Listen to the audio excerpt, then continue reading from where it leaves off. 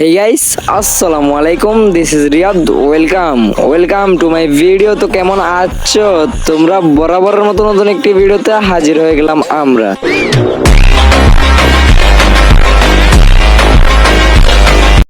আমি বাস করি একটা কৃষকের দেশে। এই দেশে তো টুর্নামেন্টে নিয়ে স্বপ্ন দেখা বিলাসিতে, আর সেই দেশের টিম ইন্টারন্যাশনাল টুর্নামেন্ট খেলে একটা বুইয়া করছে।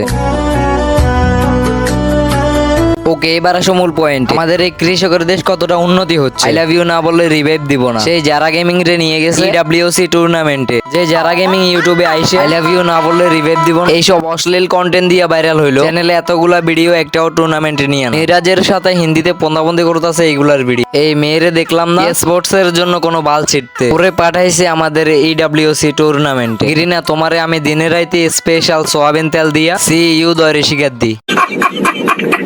মানে ভাই তোরা আমারে ক, যে যারা গেমিং এখন বর্তমানে হিন্দিতে ভিডিও বানায়, যে যারা গেমিং ভাইরাল হয়েছে অশ্লীল কন্টেন্ট দিয়া, বর্তমানে একজন টিকটকার হিসাবে নিজের পরিচয় দেয়, সে একজন টিকটকার। স্পোর্টস এর জন্য কিছু করে না, স্পোর্টস এর কোনো খবর রাখে না, টুর্নামেন্ট নিয়ে কোনো ভিডিও বানায় না তার চ্যানেলে। সে যারা গেমিং এর কি দেখা নিয়ে গেছে প্যারিসে। আবার দেখলাম কুরুল গেমিং যারা গেমিং এর ফেস রিভিল করে দিছে। এটা নিয়ে কমিউনিটি এখন ফুল লাফালাফি করতেছে, যারা গেমিং এর নাকি ফেস রিভিল হয়ে গেছে। মূলত কুরুল গেমিং এর এই ভিডিওটা নিয়েই সবাই বলা বলি করতেছে, যারা গেমিং এর নাকি ফেস রিভিল হয়ে গেছে। পিছনের যে মেয়েটাকে দেখতে পাচ্ছ এটাই নাকি যারা গেমিং। তোমরা যদি ভালো করে খেয়াল করো তাহলে দেখতে পারবা রুল গেমিং আছে, তানভীর হাসান আছে, সিয়াম ভাই আছে, তার পিছনে একটা মেয়ে। ওই মেয়েটা আসলে কে? ওই মেয়েটাকে সবাই দাবি করতেছে এটাই নাকি যারা গেমিং। এখন কেন ওই মেয়েটারে সবাই যারা গেমিং মনে করতেছে এটা তোমাদের বল। সর্বপ্রথম সময় টিভির তানভীর হাসান প্যারিস যাচ্ছে, কিন্তু আমাদের সাথে এই মেয়েটাকে লাস্টে একটা প্রশ্নবোধক চিহ্ন দিয়ে একটা নতুন প্রশ্ন তৈরি করে। আসলেই তো এই মেয়েটা কে, যে এই তিনটা ছেলের সাথে যাচ্ছে, তাও আবার প্যারিসে টুর্নামেন্টের জন্য? কে হতে পারে?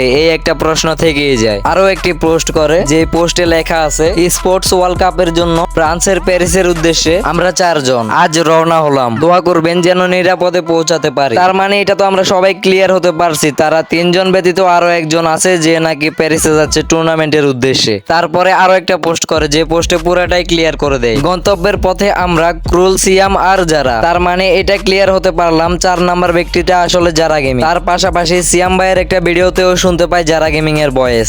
এবার আরএচকে বা স্ট্র হেডস যদি চ্যাম্পিয়ন মারে তাহলে আমি যারা গেমিং এর ফেস্টিভ্যাল করে দেবো। যাও আবির ভাই একসাথে আছে, আর ওই পাশে যারা আপু আছে।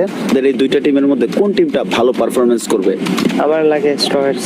আজকে টিমের স্নাইপারের একটু প্রবলেম করছে, দ্যাটস ওয়াই ওরা একটু ডাউন হয়েছে। থার্ড পারসন ব্যক্তিটা আসলে যারা গেমিং। এটা ক্লিয়ার হওয়ার পরে ক্রুল গেমিং এর ওই ভিডিওতে যখন আমরা দেখতে পাই ওদের 3 জনের পিছনে আরো একটা মেয়ে আছে, মানে 4 জন। সেই ক্ষেত্রে কমন বিষয় ভাই, সবাই মনে করবে যে ওইটা যারা গেমিং, কারণ যারা ব্যতীত আর কোনো ব্যক্তি নেই ওদের টিমে। বাট হ্যাঁ, তুমি কেউ সন্দেহের ভিত্তিতে বলতেই পারে না ওইটা যারা গেমিং। এখন ওইটা যারা গেমিং হতেও পারে আবার নাও হতে পারে, 50-50। তাও ওইটা যারা গেমিং হোক বা না হোক তাতে আমার বাল ছেড়ে গেছে। আমার তো জলে এই ইডব্লিউসি তে এই খান কি মাগি কি করে, কারণ এই যারা গেমিং টুর্নামেন্টের সামনে না পেছনে কোনো কথা বলছে। সেই যারা গেমিং নাকি এখন টুর্নামেন্টে প্যারিসে।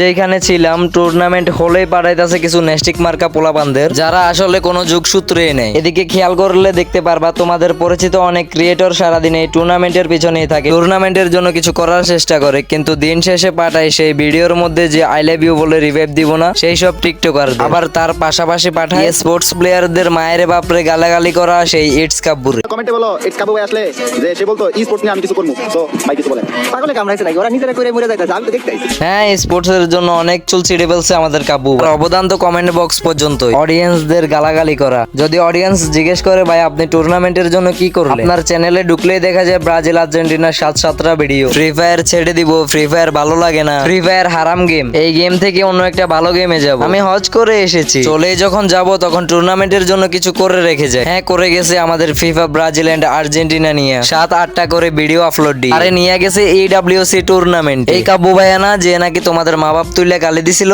সেই কাব্বু ভাই এখন প্যারিসে। মানে বুঝতে পারছো, প্যারিসে নিয়ে গেছে সব আমলা কামলা রে, যে যারা গেমিং লুতুপুতু করে তারেও নিয়ে গেছে। আবার একজনে দেখি খেলার আগেই বলতেছে তোমরা তো ফ্রি কিল, বাংলাদেশ তো ফ্রি কিল। আরে মাদার চত্বরে নিয়ে গেছে সাপোর্ট করার জন্য, ফ্রি কিল না বড়া কিল এটা কি তোরে কইতে কইছে? যদিও তুই ফানি ক্রিয়েটর, ফানি হিসাবে বানাইছো, ফানি হিসাবে ভিডিওটা আপলোড করছো, বাট এটা তো ডিমোটিভেট করা। এখন আমি যদি বলি তোর ডিমোটিভেট করার কারণে ভালো একটা পারফরমেন্স তারা দিতে পারে না, এখন তুই কি ওর মনের ভিতরে গিয়ে দেখছো তার খেলার পারফরমেন্স কেমন হতে পারে। মজা কইরাও একটা মানুষের এরকম কইরা কথা বলা উচিত না, তাও খেলার আগে। আর স্পোর্টস এর মধ্যে এসব নেস্টিক মার্কা পাবলিকই তো যাবে। যারা গেমিং এর মতো আই লাভ ইউ না বলে রিভাইভ দিব না। আবার হিন্দিতে বয়েস যে বাংলাদেশের হইয়া যে নাকি স্পোর্টস নিয়ে কোনো কন্টেন্ট দেখলাম না। নিরাজ কি করলো, নিরাজ বিয়ারে কি করলো, নিরাজে বিয়ারে পাত দিছে, ওই ভিডিওটাও আপলোড করা। সো গাইজ ভিডিওটা এই পর্যন্তই। আশা করি তোমরা ভিডিওটা দেখছো এন্ড বুঝছো। আর না বুঝলে কিছু করার নাই, ঘুম পাড়ো। আর ঘুম না আসলে আমার ভিডিওটা আবার শুরু থেকে লাস্ট পর্যন্ত দেখো। দেখা হচ্ছে নেক্সট ভিডিওতে। তো আজকের মতো বিদায় নিচ্ছি প্রিয়। ভিডিওটি ভালো লাগলে লাইক করে দিও। কিছু আবালদের কেটে দিয়ে বলেছ তোমাদের জানাই আল্লাহ হাফেজ।